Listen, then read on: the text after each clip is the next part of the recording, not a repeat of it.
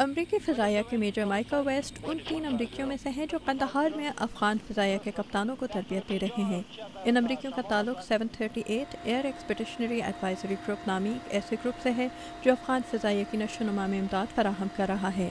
افغانستان کے دفاع کی ذمہ داری سنبھالنے کے لیے افغان فضائیہ میں فضائی کارروائیوں کی صلاحیت ہونا ضروری ہے۔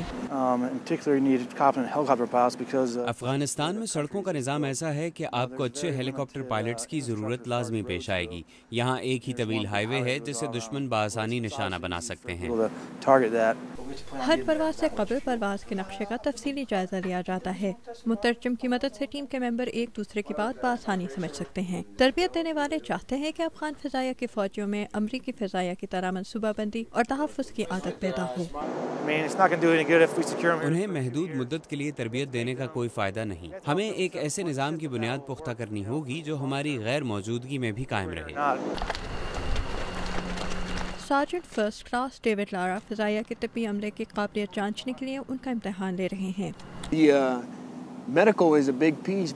فضائیہ کا طبی شعبہ بہت ضروری ہے کیونکہ جنگ میں لڑنے والے فوجی اگر یہ سمجھیں کہ زخمی ہونے پر ان کی مدد کے لیے کوئی نہیں آئے گا تو وہ بھرپور طرح نہیں لڑ پائیں گے، لیکن انہیں یہ جان کر حوصلہ ملے گا کہ اگر وہ جنگ میں زخمی ہوتے ہیں تو ان کی مدد کے لیے کوئی نہ کوئی ضرور آئے گا۔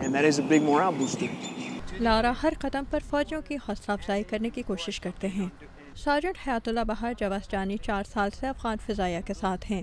وہ گزشتہ 6 ماہ سے سارجنٹ لارا کے ساتھ کام کر رہے ہیں۔ سارجنٹ جواسجانی اپنے ساتھیوں کی تربیت میں اہم کردار ادا کر رہے ہیں۔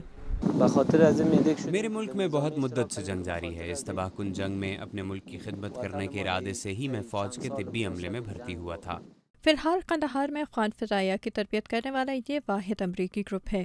گزشتہ 18 ماہ سے یہ پروگرام ہیلی کاپٹر کے عملوں کی تربیت تک ہی محدود ہے، لیکن ہوائی جہازوں کے عملوں کی تربیت شروع کرنے کی منصوبہ بندی بھی کی جا رہی ہے۔ امریکی فوجی قیادت اس طرز کے پروگراموں کو افغان فوج کی کامیابی اور افغانستان کی سلامتی یقینی بنانے کے عمل کا ایک بہت اہم جز تصور کرتی ہے۔ سیم پیٹی کے ساتھ آمنہ خان، اردو VOA۔